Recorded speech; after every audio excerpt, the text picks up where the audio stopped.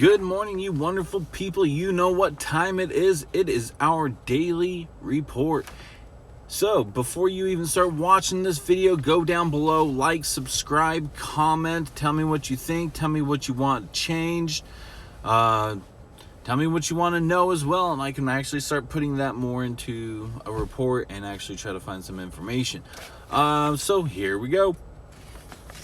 So right now, as we usually start off, our COVID cases, 15,011,040 for global. Deaths are 616,530. Global recoveries of 9,015,376. Now we got U.S. cases of 4,015,723. U.S. deaths is 144,772.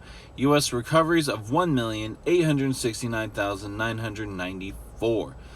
Charges have been filed against the St. Louis couple that waved their firearms at protesters in that residential neighborhood. They likely have a strong case in court due to Missouri's Castle Doctrine. So there's that. It hopefully shows that those protesters can't just barge into where they want and then not expect a resistance. And if they do get a resistance and then they go and cry about it, there's laws to say, screw you, we don't care about your feelings, go cry somewhere else. Because guess what? You can't go break the law and then cry the fact that you get a negative response. Freaking liberal crybabies.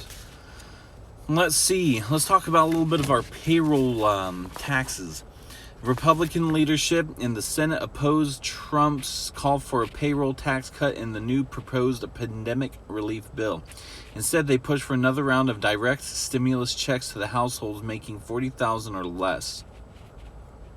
Senate Finance Committee Chairman Chuck Grassley said a payroll tax cut would become a public relations problem, and said the direct checks would do more economic good than if we dribbled out $30 each paycheck, because people are going to notice it. So it says Senator John Cornyn issued concerns over the solvents of Social Security and Medicare for payroll tax if payroll taxes were cut. So I think Trump is more likely going to actually push for a further tax cut to boost his diminished economic approval poll numbers. But, I mean, if I get $30 every paycheck extra, I mean, that's not as much as getting $1,200. Some say they're going to try to do $2,000 checks in a month. My math is good. I think the direct paycheck is more than $30 a paycheck. So there we go. Let's see. Our wonderful friend, that is the Representative Alexandria Ocasio-Cortez and Eleanor Holmes Norton, introduced a House bill that would require on-duty federal agents to display their agency, as well as the individual agent's last name and identification number. The bill also mandated additional oversight with routine audits of the Department of Justice's Inspector General, which the results being to be reported to Congress. So basically, this is kind of in response to the camouflage, which just wearing all green, federal agents that are in Portland. They're stating that they need to display who they are so people won't just think they're being abducted. I see the promise in that, but I also see a negative response to that. I don't think they should display their name, at least their last name, just because it could have a negative reflect on them, because then they can get somehow tracked because people can freaking do it. So there's that. I think for their safety, they shouldn't display their name. That's my opinion. So in Louisville, we got the NFAC leader, Grandmaster Jay, informed his followers that the demonstration in Louisville will take place on 25th of July. In the video, Jay also revealed more organizational information about the group. He stated that the members and inductees will be split between Red Band, alluding to the actual marching formation and blue band groups, which will have other rehearsal reports from his field commanders. No information has been released in the video linking the up-and-coming NFAC Black Guns formation with the YLF's call for nationwide protests on the same day. So this demonstration in Louisville can actually be larger due to the receiving of attention from their first major appearance at Stone Mountain. I hope they're doing vetting just for their sake of having security within themselves, instead of just saying, we want everyone to make us look better. And then you're going to have some a-holes in there that don't care about you. They care about the opportunity to commit a crime, whether that's a murder or whatever. And once again, it will degrade your group, just like it did with BLM. So you don't want that. You don't want to just accept everyone. So there's that. Something to think about. Take that to Grandmaster J. So on and so forth. Don't be that person, like I'm saying, don't be that person that wants friends so bad that they just accept everyone and they accept all the crappy ones. Yeah. Like I said in another part about the federal agents, Trump has said that he'll send federal agents to New York and other cities due to the restrictions on policing, rendering them impotent at restoring order. Law enforcement officials expect the Trump administration to send federal agents to Chicago this week. Acting Homeland Security Secretary Chad Wolf said to Fox News, if you're going to do your job, at some point we will have to take action to make sure that those communities are safe. There was a progressive activist groups within this whole debacle called One Struggle KC, and Black Rainbow announced plans to mobilize against troops' incoming federal occupation. They specifically opposed the Department of Justice's Operation Legend, which was officially announced on 8th of July and is now deploying federal law enforcement throughout Kansas City, Missouri.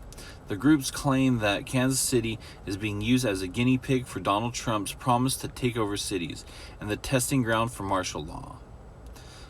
Says also that Attorney General William Barr directed 225 agents from the ATF, DEA, FBI, and U.S. Marshals Services to assist local law enforcement to curbing the city's 40% surge in homicides since the 2019. So, I